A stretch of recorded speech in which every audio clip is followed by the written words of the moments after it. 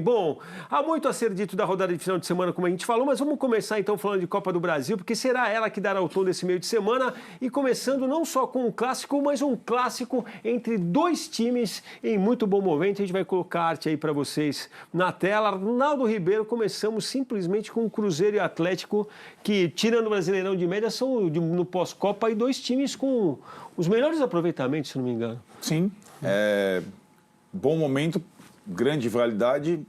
Acho que são times diferentes, mas que se encaixaram com seus novos treinadores, né, ao longo do tempo. Né, o português Arthur Jorge no Cruzeiro e o Eduardo Domingues, argentino, no Galo. E o final de semana deles, nos jogos do Brasileirão, não foi ruim. Né, os dois tiveram bons resultados, sobretudo o Cruzeiro. E acho que, no caso do time do Arthur Jorge, a expectativa ou a esperança de título nessa temporada, e o time tem ótimos jogadores, é via Copa do Brasil, né? A Libertadores já foi. O Brasileiro, a reação demorou a acontecer, embora o aproveitamento do Arthur Jorge no Brasileiro seja excepcional, mas com o Tite o time foi muito mal. Enquanto o Galo tem, de novo, a possibilidade num torneio sul-americano. De novo, ele tem a Copa Sul-Americana para sonhar. Né? O Galo tem chegado e não tem conquistado. Foi na Libertadores, foi na Copa Sul-Americana e também outrora na Copa do Brasil diante do Flamengo. Então o Galo tem duas possibilidades de Copa, o Cruzeiro só tem essa. Né? E vai ser um jogaço, ou serão jogaços, né?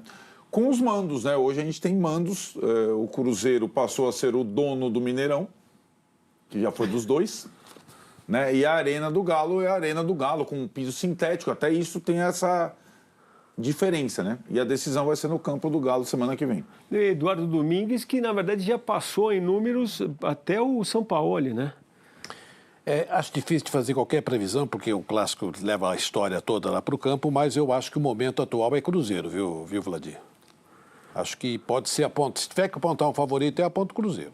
Eu acho que vale a pena destrinchar mais aí, Mauro, porque se não, tem o Castanho, que chegou, já tinha jogado contra o Grêmio. E o Fred, sobretudo. Né? Jogador de seleção. O Minda também, que tá tendo um destaque também. E o Fred também. O Fred já estreou contra o Inter, um jogador, né, que teve Copa do Mundo, seleção brasileira. Esse é um reforço de peso que o Atlético conseguiu. E talvez no outro jogo, Mauro, depois a gente vai falar também do Vasco. O Vasco, na verdade, a gente começou a falar da diferença entre Copa do Brasil e Brasileiro.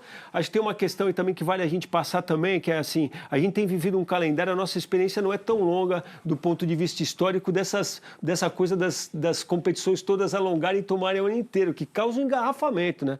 Um time como o Vasco, por exemplo, tem que pensar em outra coisa que não seja o Brasileirão. Agora me parece um negócio mas se ele fosse um time europeu, ele ia ver com isso também, porque as competições correm paralelamente, né? As Copas, o campeonato... Sim, mas aqui como o histórico é recente, né? Mas isso já era assim, né? E acho que o técnico recente também. Ela é disputada simultaneamente ao Campeonato Brasileiro. O do Vasco é outro. O do Vasco não sabe estabelecer uma prioridade. A prioridade do Vasco deveria ser escapar do rebaixamento. Pois é. Aí o Vasco quer escapar do rebaixamento, jogar com o time completo contra o Olímpia, né? Aí joga o domingo com o Palmeiras, aí vai jogar com o Vitória agora. Aí quer discutir Maracanã, quer discutir La Máquia e tal. Aí vai distraindo a atenção. O problema maior está lá na Série B que se aproxima. Lembrando que o Vasco tem a pior campanha do segundo turno e só está à frente da Chapecoense. Né? O Vitória, no Campeonato Brasileiro, perdeu 2 jogos em casa, aquele polêmico jogo do Palmeiras com 2 expulsões e agora para o Bahia, e ganhou do Botafogo. Então, dos 3 últimos jogos, 9 pontos, ganhou 3. O Vitória é dependente de pontuar em casa, porque ele tem uma das piores campanhas lá, né? Como visitante. Então, transformando para a Copa do Brasil, ele vai decidir em casa. E provavelmente vai depender disso. Agora, me impressiona assim, o Vasco, o que o Vasco vai pensar? O que o Vasco vai fazer? Né? Vai continuar priorizando o mata-mata? Podia avançar. Pode avançar, pode chegar na próxima fase e perder. Perdeu na final ano passado. Esse é um ponto acho que é importante. Acho que os clubes, grandes inclusive, têm que entender o seguinte: em certos momentos da sua história, tentar ser campeão não pode ser prioridade. Parece bizarro, mas é não cair. O rebaixamento... Vale pro Santos também, né? Claro, o rebaixamento ele é Pro São Paulo. É um problema enorme. Mas chegou... Né? Ou você toma essa decisão mais cedo, né? No começo de um torneio, vou jogar esse torneio com o time reserva, vamos ver o que vai dar. Quando chega quartas de final, clássico, etc., na Copa Sul-Americana, o Vasco deve pegar o River, por exemplo. Aí tomar essa opção é mais difícil, mais complexo. Lembrando que o Vitória também, como o Mauro falou, o Vitória não está completamente tranquilo no Brasileirão. Vem de um problema no Bavi. E na Copa do Brasil é a grande sensação até agora, né? Eliminou o Flamengo e reverteu para o Atlético Paranaense. Aquela goleada de 4-0 foi espetacular. Então o Vitória também não vai tirar o pé, né? Eu acho que ninguém vai tirar o pé. Mas o caso do Vitória, eu acho que é diferente. O Vitória, ele corre o risco se ele continuar não pontuando em casa. Que eu fiz aqui foi um alerta. O Vasco está lá, né? O Vasco está lá enfiado. O Vasco, gente, caiu 4 vezes. Já está nas cordas, né? O Vasco já jogou 5 vezes a segunda divisão. Aí seria o Vasco está em recuperação judicial, já foi SAF, já vendeu a SAF, tem esse rolo todo. É uma forçada de barra para tentar normalizar algo que, pelo regulamento, não é permitido. Esse assunto da culpa da SAF. A discussão não é ética, a discussão é se pode ou não pode. Tem um conflito de interesse, isso é evidente, está documentado. E aí todas essas distrações tiram o foco do mais importante que deveria ser. Por exemplo, semana passada, o Vasco tinha que se mobilizar para jogar contra o Palmeiras. E quanto ao Olímpia, vai com o time que for. Se for eliminado, foi. Paciência. Foi o contrário. Mas não foi o inverso. Na verdade, a vitória contra o Olímpia pode ser uma grande casca de banana. É lógico. E aí o que acontece? Faz o primeiro tempo bom, no segundo é um time fragilizado. Quando toma um gol, acabou. Desmoronou, já teve um pênalti, o Palmeiras passou o rodo. E o Vasco no primeiro tempo mostrou que se conseguisse manter uma certa coesão, time mais inteiro também, né? Mais descansado, compenetrado, mobilizado, ele poderia ter imposto mais dificuldade e conseguido um pontinho precioso. Qualquer ponto vale ouro. Então, acho que essa definição ela tem que ser tomada, eu concordo com o Arnaldo, antes e pelo presidente do clube. Não tem que ser o técnico, tem que ser institucional. Olha, nós estamos encalacrados aqui na campanha do Brasileiro, nossa prioridade vai ser sair daqui, isso não pode cair. E pediu o torcedor que entenda, temos que sair disso aqui. Se a gente cair no mata-mata, paciência.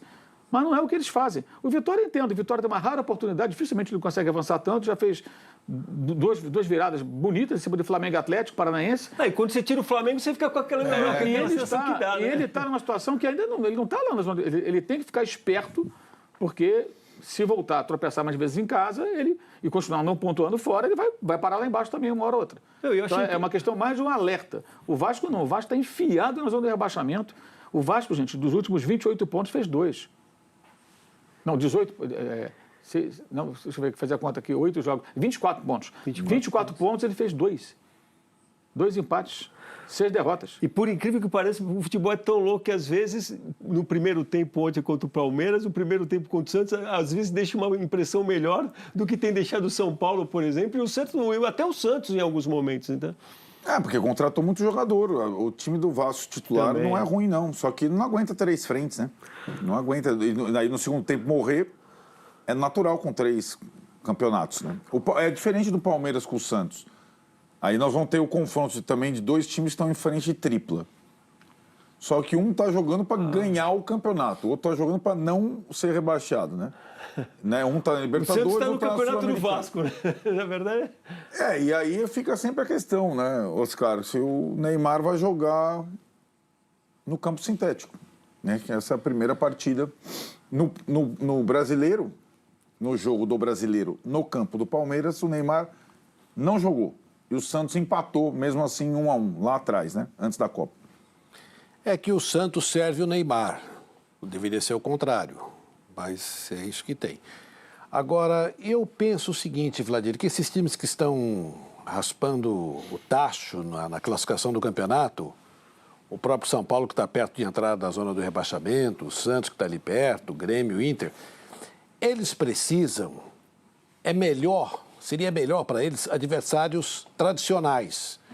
O São Paulo tem uma chance no Campeonato Brasileiro contra o Palmeiras, porque equilibra. Vem história junto, vem... Chance do quê? Não, de ganhar uma autoestima. O time do São Paulo está arrasado, por exemplo. E esses times que frequentam a zona do rebaixamento, a autoestima vai lá embaixo. Então, mas Diferente de um time pequeno, que quando chega na zona do rebaixamento, ele convive mais pacificamente com isso, porque é próprio do potencial do time. Os grandões andando na zona do rebaixamento é uma catástrofe. Perfeito, mas eu acho que aí é o efeito... Então, se pega um Palmeiras, um Flamengo, aí pega o Chapecoense e vê como jogou. Mas eu acho... ou não necessariamente. O efeito Copa, muitas vezes, devolve a autoestima ao grande. Essa é a armadilha. Aí eu vou classificando, vou eliminando não sei quem, então. Só que essa conversa, teoricamente, ela é válida, mas aí quando você chega no jogo da quinta-feira... Eu ia falar, quanto mais você vai para baixo da aí área que não a gente fez adianta, aí. porque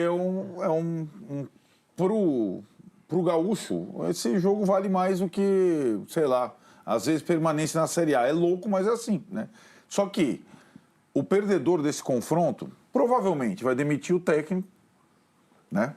Porque os dois técnicos estão em discussão. Quase sempre quem perde Grenal é demitido.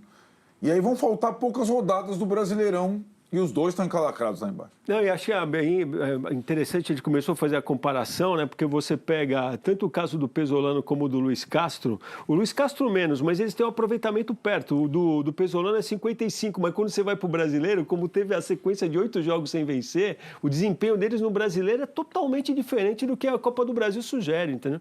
Totalmente diferente, totalmente diferente. É. E acho que tem um pouco do que o Oscar falou no jogo do Santos com o Palmeiras, porque o Santista, no final, no imaginário, tem essa. Ah, mas se a gente ganha do Palmeiras, então... Não adianta, não adianta, não adianta. Aliás, te mando um nome aqui, em nome do Norberto Osvaldo